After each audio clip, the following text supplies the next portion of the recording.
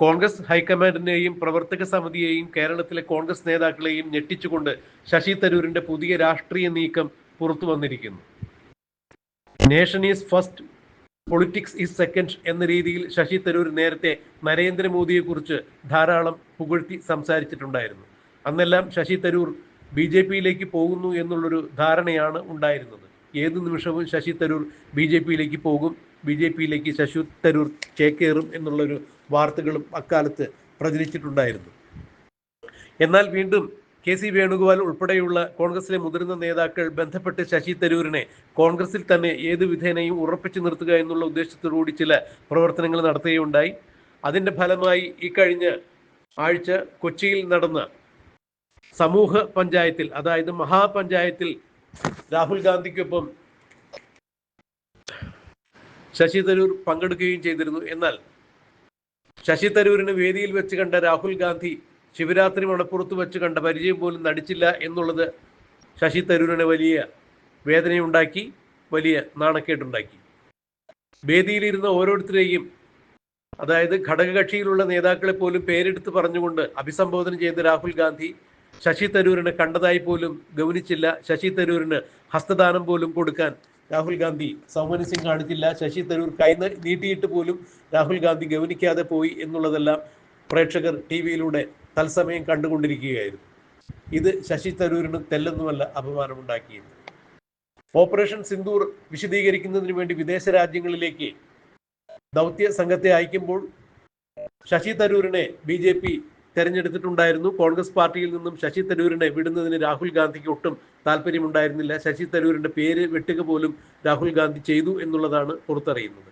അന്നേ മുതൽ തന്നെ ശശി തരൂർ BJP-യിലേക്കാണ് എന്നൊരു ധാരണയുണ്ടായിരുന്നു. എന്നാൽ ഇടയ്ക്ക് ശശി തരൂർ കേരളത്തിൽ എത്തുമ്പോൾ പിണറായി വിജയന്റെ വ്യവസായ നയങ്ങളെയും വികസനത്തെയും കുറിച്ചുമെല്ലാം പുകഴ്ത്തി സംസാരിക്കുന്നുണ്ടായിരുന്നു. ഇതും കോൺഗ്രസ് പാർട്ടിക്ക് വലിയ തലവേദന സൃഷ്ടിച്ചിട്ടുണ്ടായിരുന്നു.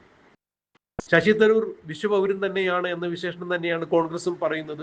ഒരു വേള കേരളത്തിൽ മുഖ്യമന്ത്രിയാകാൻ പോലും യോഗ്യതയുള്ള, മിടുക്കുള്ള ആൾ തന്നെയാണ് ശശി തരൂർ എന്ന് കേരളീയരും വിശ്വസിക്കുന്നു. നായർ സമുദായത്തിലും മുസ്ലിം കമ്മ്യൂണിറ്റിയിലും അതുപോലെ തന്നെ ക്രൈസ്തവ സമൂഹത്തിലുമെല്ലാം ശക്തമായ സ്വാധീനമുള്ള, യുവാക്കൾക്കിടയിൽ അതിശക്തമായ സ്വാധീനമുള്ള ശശി തരൂരിൻ്റെതായ ഒരു വോട്ടുണ്ട്, ഒരു വോട്ട് ബാങ്ക് ഉണ്ട് എന്നുള്ളത് കോൺഗ്രസിനും അറിയാം, CPM-നും അറിയാം, BJP-ക്കും അറിയാം. അതുകൊണ്ട് തന്നെയാണ് ശശി തരൂർ തിരുവനന്തപുരത്ത് നിന്ന് തുടർച്ചയായി തെരഞ്ഞെടുക്കപ്പെടുമ്പോൾ അത് പാർട്ടിയുടെ വോട്ട് കൊണ്ട് മാത്രമല്ല തരൂർ തെരഞ്ഞെടുക്കപ്പെടുന്നത് എന്നുള്ള രഹസ്യം കോൺഗ്രസിന് നന്നായി അറിയാം. അതായത് ശശി തരൂർ ഒരു ചെറിയ മീനല്ല എന്നുള്ളത് കോൺഗ്രസ് പാർട്ടിക്ക് നന്നായി അറിയാം. എന്നാൽ തന്നോട് കോൺഗ്രസ് പാർട്ടി കാണിക്കുന്ന, പ്രത്യേകിച്ച് കോൺഗ്രസിന്റെ ഹൈക്കമാൻഡ് കാണിക്കുന്ന അവഗണന ശശി തരൂരിന് ഒരു കാരണവശാലും പൊറുക്കത്തക്കതല്ല. ഈ വരുന്ന 27-ാം തീയതി കോൺഗ്രസ് തെരഞ്ഞെടുപ്പ് യോഗത്തിൽ ശശി തരൂർ പങ്കെടുക്കുമോ ഇല്ലയോ എന്നുള്ളത് ഇതുവരെയും വ്യക്തമാക്കിയിട്ടില്ല. എന്നാൽ ഇപ്പോൾ അതീവ നിഗൂഢമായ ഒരു നീക്കമാണ് പുറത്തു വന്നിരിക്കുന്നത്. ശശി തരൂർ ദുബായിലേക്ക് പോയിരിക്കുന്നു. ദുബായിൽ പിണറായി വിജയന്റെ സുഹൃത്തുക്കളായ ചില വ്യവസായികളുമായി ശശി തരൂർ ചില ചർച്ചകൾ നടത്തുന്നു. ഈ ചർച്ചയാണ് കോൺഗ്രസിനെ ഞെട്ടിക്കുന്ന ചർച്ച. അതായത് ശശി തരൂർ പുതിയ ഒരു പാർട്ടി രൂപീകരിച്ച് CPM-ലേക്ക് ചേക്കേറുന്നു, CPM-ന്റെ ഘടകകക്ഷിയായി മാറാൻ ഉദ്ദേശിക്കുന്നു എന്നുള്ള ഒരു രീതിയിലുള്ള വാർത്തകളാണ് പുറത്തു വരുന്നത്. പിണറായി വിജയൻ തന്നെയാണ് ഇതിന് ചുക്കാൻ പിടിക്കുന്നത്. എന്നാൽ പിണറായി വിജയന് വേണ്ടി ദുബായിൽ ശശി തരൂരുമായി ചർച്ച ചെയ്യുന്നത് പിണറായി വിജയന് വളരെ അടുത്ത വേണ്ടപ്പെട്ട ഒരു വ്യവസായിയാണ് എന്നുള്ളതാണ് ഇതുവരെ പുറത്തറിയുന്നത്. CPM-മായി ഇത്തരം കാര്യങ്ങൾ സംസാരിച്ചപ്പോൾ ശശി തരൂരുമായി ഇത്തരത്തിലൊരു ചർച്ച നടക്കുന്നുണ്ടല്ലോ എന്നുള്ള വിവരം ചോദിച്ചു കഴിഞ്ഞപ്പോൾ ആരൊക്കെ ചർച്ച നടത്തുന്നു, CPM-ന് വേണ്ടപ്പെട്ട പലരുമായി ആളുകൾ ചർച്ച നടത്തും, അതിൽ അസ്വാഭാവികമായും ഒന്നും തന്നെ ഇല്ല എന്ന് CPM-ന്റെ വക്താക്കൾ പറയുമ്പോൾ ചർച്ച നടക്കുന്നു എന്നുള്ളത് സ്ഥിരീകരിക്കപ്പെട്ടു കഴിഞ്ഞു. വിശ്വാസയോഗ്യമായ കേന്ദ്രങ്ങളിൽ നിന്നാണ് ശശി തരൂർ പിണറായി വിജയന്റെ ദൂതനുമായി ദുബായിൽ കൂടിക്കാഴ്ച നടത്തുന്നു, ചർച്ച ചെയ്യുന്നു. അതായത് 2026 നിയമസഭാ തെരഞ്ഞെടുപ്പിൽ ശശി തരൂർ പുതിയ ഒരു പാർട്ടി ഉണ്ടാക്കി CPM-ന്റെ ഘടകകക്ഷിയായി നിൽക്കുകയാണെങ്കിൽ വരുന്ന തെരഞ്ഞെടുപ്പിൽ 15 സീറ്റ് CPM ശശി തരൂരിന് വേണ്ടി നീക്കിവെക്കും എന്നുള്ള ഒരു വാർത്ത തന്നെയാണ് പുറത്തു വരുന്നത്. ശശി തരൂർ ഈ വിഷയവുമായി യാതൊരു തരത്തിലുള്ള പ്രതികരണം നടത്തിയിട്ടില്ല എന്നുണ്ടെങ്കിലും ദുബായിൽ ഇതിന് കൊണ്ടുപിടിച്ച ചർച്ച നടക്കുന്നു എന്ന് തന്നെയാണ് മനസ്സിലാക്കാൻ കഴിയുന്നത്. തിരിച്ച് ഇന്ത്യയിലേക്ക് എത്തുന്ന, കേരളത്തിലേക്ക് എത്തുന്ന ശശി തരൂർ പുതിയ പാർട്ടിയെക്കുറിച്ച് പ്രഖ്യാപിക്കും എന്ന് തന്നെയാണ് മനസ്സിലാക്കാൻ കഴിയുന്നത്. നേരത്തെ BJPയും ശശി തരൂരിനെ കൊണ്ട് ഇങ്ങനെ ഒരു സമാനമായ പാർട്ടി രൂപീകരിച്ച് NDAയുടെ ഘടകകക്ഷിയായി ചേരുവാനുള്ള ഒരു നീക്കം നടത്തുകയുണ്ടായി. എന്നാൽ ശശി തരൂർ അതിന് യാതൊരു തരത്തിലും പച്ചക്കൊടി കാണിച്ചില്ല, പോസിറ്റീവായി ഒന്നും തന്നെ മറുപടി പറഞ്ഞില്ല എന്നുള്ളതാണ് എടുത്തു പറയേണ്ട വസ്തുത. ശശി തരൂരിനെ 2026 നടക്കുന്ന നിയമസഭാ തെരഞ്ഞെടുപ്പിൽ കോൺഗ്രസിൽ നിന്നും അടർത്തി മാറ്റുകയാണെങ്കിൽ അത് CPMന് ഗുണം ചെയ്യും എന്നുള്ളത് തന്നെയാണ് CPM മനസ്സിലാക്കിയിരിക്കുന്നത്. ശബരിമല സ്വർണ്ണക്കൊള്ള വിവാദവുമായി ബന്ധപ്പെട്ട് CPM ആണ്ടുപൂണ്ട് അടപടലം പെട്ടു നിൽക്കുന്ന സാഹചര്യത്തിൽ PM ശ്രീ പദ്ധതി അടക്കമുള്ള വിഷയങ്ങളിൽ CPI പോലുള്ള ഘടകകക്ഷികളിൽ നിന്നും CPMന് വലിയ തലവേദനയുണ്ടാകുമ്പോൾ ശശി തരൂരിനെ പോലെ എല്ലാ വിഭാഗങ്ങളിലും സ്വീകാര്യനായ സ്വാധീനമുള്ള വോട്ട് ബാങ്കിൽ നിർണായകമായ സ്വാധീനം ചെലുത്താൻ കഴിവുള്ള വിശ്വപൗരൻ എന്ന പദവിയുള്ള ഒരു നേതാവ് CPMന്റെ ഘടകകക്ഷിയായി വരുന്നത് പിണറായി വിജയനെ സംബന്ധിച്ചിടത്തോളം 3.0 തുടർഭരണം നിലനിർത്തുവാൻ അത് ഉപകരിക്കും എന്ന് തന്നെയാണ് CPM തിരിച്ചറിയുന്നത്. അതുകൊണ്ട് കോൺഗ്രസിനെ വെട്ടിലാക്കിക്കൊണ്ട് കോൺഗ്രസിന്റെ ഭാഗത്തു നിന്നും, അതായത് മുസ്ലിം ലീഗിനെ സംബന്ധിച്ചിടത്തോളം ശശി തരൂരിന് നല്ല സ്വാധീനമുള്ള നേതാവ് തന്നെയാണ്. ക്രൈസ്തവ വിഭാഗത്തിലും ശശി തരൂരിന് സ്വാധീനമുണ്ട്. തിരുവനന്തപുരം ജില്ലയിൽ നായർ സമുദായത്തിലും ശശി തരൂരിന് സ്വാധീനമുണ്ട്. മാത്രമല്ല യുവാക്കളിൽ ഒരു നല്ല ശതമാനം ആളുകളും ശശി തരൂരിന്റെ വികസന സ്വപ്നങ്ങൾക്കൊപ്പമാണ്.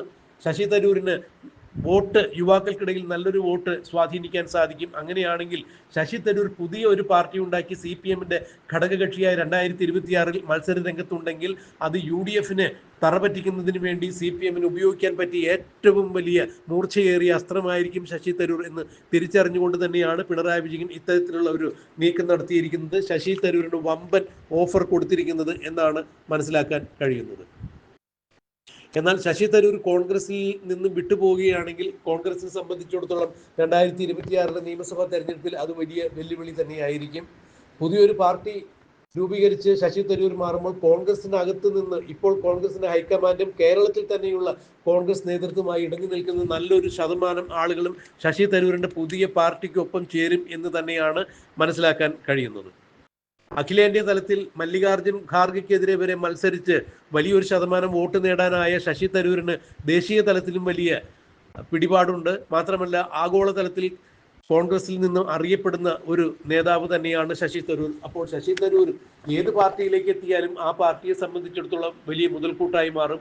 CPMന് ഇപ്പോഴത്തെ നിർണായക ഘട്ടത്തിൽ, അതായത് 2026 നിയമസഭാ തെരഞ്ഞെടുപ്പിൽ 8 നിലയിൽ പൊട്ടാൻ സാധ്യതയുണ്ട് എന്ന് രാഷ്ട്രീയ നിരീക്ഷകർ വിലയിരുത്തുന്ന CPMനെ സംബന്ധിച്ചിടത്തോളം ശശി തരൂരിനെ പോലെ നല്ല പ്രതിച്ഛായയുള്ള വോട്ട് ബാങ്കിൽ നിർണായകമായ സ്വാധീനം സൃഷ്ടിക്കാൻ കഴിവുള്ള ഒരു നേതാവിനെ കിട്ടുകയാണെങ്കിൽ അത് തീർച്ചയായും പിണറായി വിജയന് 3.0 ആവർത്തിച്ച് തുടർ ഭരണം നിലനിർത്തുവാൻ സഹായകരമാകും എന്നുള്ള ഒരു സ്വപ്നം തന്നെയാണ് പിണറായി വിജയനുള്ളത്, CPMനുള്ളത്. അതുകൊണ്ട് തന്നെ എന്ത് വില കൊടുത്തും ശശി തരൂരിനെ കൂടെ നിർത്തുവാൻ വേണ്ടിയുള്ള പ്രയത്നത്തിലാണ് പിണറായി വിജയൻ. എന്നാൽ ഈ വിഷയത്തെക്കുറിച്ച് ശശി തരൂരിനോട് അടുത്ത വൃത്തങ്ങളോ ശശി തരൂരോ യാതൊരു തരത്തിലും പ്രതികരണം അറിയിച്ചിട്ടില്ല. CPMന്റെ ഭാഗത്തു നിന്ന് കിട്ടിയ പ്രതികരണങ്ങളാകട്ടെ ശശി തരൂരുമായി ദുബായിൽ ഒരു ചർച്ച നടക്കുന്നുണ്ട്. അത് ഏത് തരത്തിലുള്ള ചർച്ചയാണ് എന്നുള്ളത് ഇപ്പോൾ വ്യക്തമാക്കാൻ പറ്റില്ല എന്ന തരത്തിൽ വിശദീകരണം വരുമ്പോൾ ചർച്ച നടക്കുന്നുണ്ട് എന്നുള്ളത് വ്യക്തമായിരിക്കുന്നു.